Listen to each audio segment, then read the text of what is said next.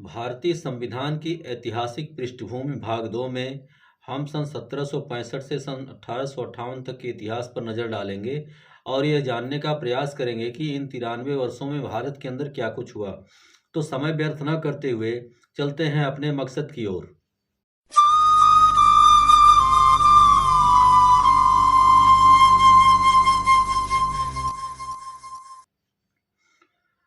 भारतीय संविधान की ऐतिहासिक पृष्ठभूमि सन 1765 से 1858 तक यही वह समय है जब भारत में ब्रिटिश साम्राज्य की स्थापना हुई। कैसे हुई, आइए जानते हैं। 1773 का रेगुलेटिंग एक्ट दीवानी अनुदान के फलस्वरूप कंपनी बंगाल, बिहार और उड़ीसा प्रांतों का वास्तविक शासक बन गई। बंगाल, बिहार और उड़ीसा का वास्तविक प्रशासन कंपनी के हाथों में आ जाने से कंपनी के अधिकारीगण स्वतंत्र हो गए और इन प्रदेशों में शासन की बागडोर कंपनी के सेवकों पर ही थी। कंपनी के सेवकों को बहुत कम वेतन मिलता था। उन लोगों ने इस अवसर का पूरा लाभ उठाया और भारतवासियों का भरपूर शोषण करने लगे। उनके अंदर एक ही धुन लगी रहती थी कि कैसे वे भारत में लूट खसोट करके अधिक से अधिक धन इंग्लैंड ले जा सकें। स्थिति यह थी कि जहां कंपनी के कर्मचारी इस प्रकार अधिक से अधिक धन इकट्ठा कर रहे थे, वहीं कंपनी का व्यापार घाटे में जा रहा था। इसलिए कंपनी ने ब्रिटिश सरकार से ऋण की मांग की। इन परिस्थितियों के कारण ब्रिटिश सरकार तथा वहां के राजनीतिज्ञों के मन में एक धारणा बन गई कि ईस्ट इंडिया कंपनी के प्रशासन में बहुत बड़ी गड़बड़ी हो गई है। कंपनी के अवकाश प्राप्त कर्मचारियों के अमीर होकर इंग्लैंड लौटने और उनकी बढ़ती हुई अपकीर्ति की ओर ब्रिटिश सरकार का ध्यान आकर्षित हुए बिना नहीं रह सका। उनको यह विश्वास हो गया कि उनका धन एवं संपत्ति भारतीय जनता के शोषण का ही परिणाम है। इसके अलावा ब्रिटिश सरकार को कंपनी के बढ़ते हुए वैभव को देखकर उनको कंपनी के राज्य क्षेत्र में व्यवस्था स्थापित करने की आवश्यकता महसूस हुई। फलस्वरूप कंपनी के मामलों की जांच करने के लिए ब्रिटिश संसद ने एक गोपनीय समिति नियुक्त किया। इस समिति ने अपनी रिपोर्ट में कंपनी के प्रशासन में अनेक कमियां खामियां दिखाई तथा उनके शीघ्रातिशीघ्र सुधार करने के लिए सिफारिश किया। गोपनीय समिति की सिफारिशों के परिणाम स्वरूप ब्रिटिश संसद ने सन 1773 में एक रेगुलेटिंग एक्ट पारित किया। इस रेगुलेटिंग एक्ट द्वारा कंपनी ने प्रशासन में महत्वपूर्ण परिवर्तन किए गए। रेगुलेटिंग एक्ट ने भारत में एक सुनिश्चित शासन पद्धति की शुरुआत की। रेगुलेटिंग एक्ट के पारित होने के पूर्व कोलकाता, बंबई और मद्रास प्रेसिडेंसियां एक दूसरे से अलग अलग थीं तथा स्वतंत्र होती थीं। उनका प्रशासन राज्यपाल और उनकी परिषद द्वारा होता था, जो इंग्लैंड में स्थित निदेशक बोर्ड के प्रति उत्तरदायी था। रेगुलेटिंग एक्ट ने बंगाल प्रेसिडेंसी के प्रशासन के लिए एक गवर्नर जनरल की नियुक्ति की। प्रशासन का कार्य गवर्नर जनरल और उसकी परिषद करती थी। गवर्नर जनरल की परिषद में 4 सदस्य होते थे। प्रथम गवर्नर जनरल और उसके 4 सभासदों का नामांकन एक्ट में ही कर दिया गया था। संपूर्ण कोलकाता प्रेसिडेंसी का प्रशासन तथा सैनिक शक्ति इसी सरकार में निहित थी। बंगाल, बिहार, उड़ीसा के दीवानी इलाकों के प्रशासन का अधिकार भी गवर्नर जनरल तथा उसकी परिषद को ही प्राप्त था। कलकत्ते की सरकार को बंबई और मद्रास प्रेसिडेंसी की सरकारों को शांति एवं युद्ध संबंधी मामलों में आदेश देने का अधिकार प्रदान किया गया। गवर्नर जनरल की परिषद को कंपनी के फोर्ट विलियम सेटलमेंट के प्रशासन एवं न्याय व्यवस्था के लिए कानून बनाने का अधिकार प्राप्त था। रेगुलेटिंग एक्ट ने कोलकाता में एक सुप्रीम कोर्ट की स्थापना भी की थी। सुप्रीम कोर्ट को दीवानी, फौजदारी, नौसेना तथा धार्मिक मामलों में क्षेत्राधिकार प्राप्त था। इनमें एक मुख्य न्यायाधीश तथा 3 अपर न्यायाधीश होते थे। न्यायाधीशों को बैरिस्टरी के कार्य का 5 वर्ष का अनुभव होना अनिवार्य था। सुप्रीम कोर्ट के निर्णय के विरुद्ध अपील प्रीवी काउंसिल में ही की जा सकती थी। 1781 का act of settlement regulating act की त्रुटियों को दूर करने के लिए पारित किया गया था। इस एक्ट ने कोलकाता की सरकार को बंगाल, बिहार और उड़ीसा क्षेत्र के लिए भी कानून बनाने का अधिकार प्रदान किया। इस प्रकार अब कोलकाता की सरकार को कानून बनाने के दो स्रोत प्राप्त हो गए। वह रेगुलेटिंग एक्ट के अधीन कोलकाता प्रेसिडेंसी के लिए तथा एक्ट ऑफ सेटलमेंट के अंतर्गत बंगाल, बिहार और उड़ीसा के दीवानी प्रदेशों के लिए भी कानून बना सकती थी।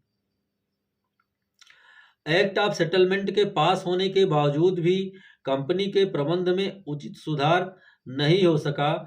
अतः ब्रिटिश सरकार ने कंपनी के ऊपर अपने नियंत्रण को बढ़ाने के उद्देश्य से सन 1784 में पीट्स इंडिया एक्ट पारित किया। उसने इसमें कंपनी के व्यापारिक और राजनीतिक क्रियाकलापों को एक दूसरे से पृथक कर दिया। इस एक्ट ने कंपनी के व्यापारिक कार्यों का प्रबंध कंपनी के निदेशकों के हाथ में ही रहने दिया, परंतु इसके ऊपर राजनीतिक नियंत्रण एवं निरीक्षण के लिए एक बोर्ड ऑफ कंट्रोल की स्थापना कर दी। बोर्ड ऑफ कंट्रोल के सदस्यों की नियुक्ति इंग्लैंड का सम्राट करता था। पूर्वी देशों में ब्रिटिश उपनिवेशों के प्रशासन के ऊपर नियंत्रण तथा निरीक्षण का भार बोर्ड ऑफ कंट्रोल पर था। इस प्रकार भारतीय उपनिवेश के दो शासक हो गए, एक कंपनी का निदेशक बोर्ड और दूसरा बोर्ड ऑफ कंट्रोल के माध्यम से ब्रिटिश सम्राट। इसके परिणाम स्वरूप कंपनी के निदेशकों की शक्ति काफी घट गई और कंपनी के ऊपर ब्रिटिश संसद का नियंत्रण बढ़ गया, परंतु अभी भी निदेशकों को काफी अधिकार प्राप्त थे। ब्रिटिश सरकार कंपनी के ऊपर अपने नियंत्रण से संतुष्ट नहीं थी, इसलिए ब्रिटिश संसद समय समय पर कंपनी के प्रशासन पर अपना नियंत्रण बढ़ाने के उद्देश्य से अनेक अधिनियम पारित करती रही।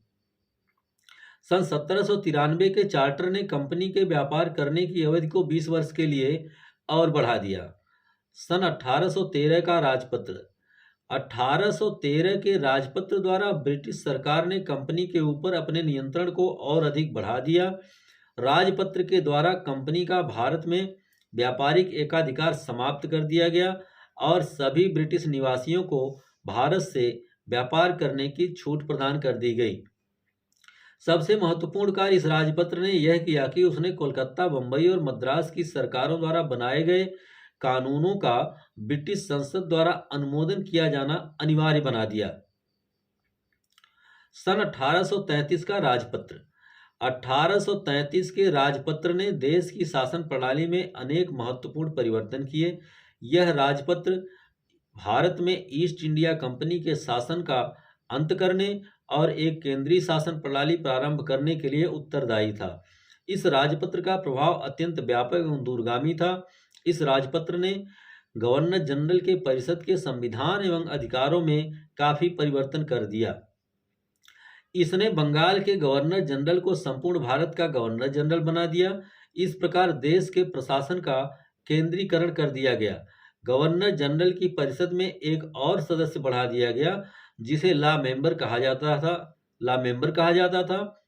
कानूनी मामलों में सलाह देने का कार्य करता था ला मेंबर। गवर्नर जनरल को कंपनी के क्षेत्र में स्थित सभी व्यक्तियों, सभी न्यायालयों, सभी स्थानों तथा सभी वस्तुओं के विषय में कानून बनाने का अधिकार दिया गया। मद्रास तथा बंबई की परिषदों का कानून बनाने का अधिकार समाप्त कर दिया गया। सरकार की कानून बनाने की शक्ति पर भी एक महत्वपूर्ण प्रतिबंध लगा दिया गया। इस राजपत्र ने ब्रिटिश संसद के भारतीय सरकार पर नियंत्रण रखने के अधिकार को भी सुरक्षित रखा। गवर्नर जनरल की परिषद द्वारा पारित कानूनों को संसद अस्वीकृत कर सकती थी और भारत के लिए स्वयं कानून बना सकती थी। अतः रेगुलेटिंग एक्ट ने प्रशासन के केंद्रीकरण की जिस प्रक्रिया को प्रारंभ किया था, इस राजपत्र ने गवर्नर जनरल के अधिकार को संपूर्ण ब्रिटिश भारत में स्थापित करके उसे पूरा कर दिया। 1837 के राजपत्र के पूर्व निर्मित कानूनों को रेगुलेशन कहा जाता था, किंतु इस राजपत्र के अंतर्गत पारित किए गए कानूनों को अधिनियम कहा जाता है।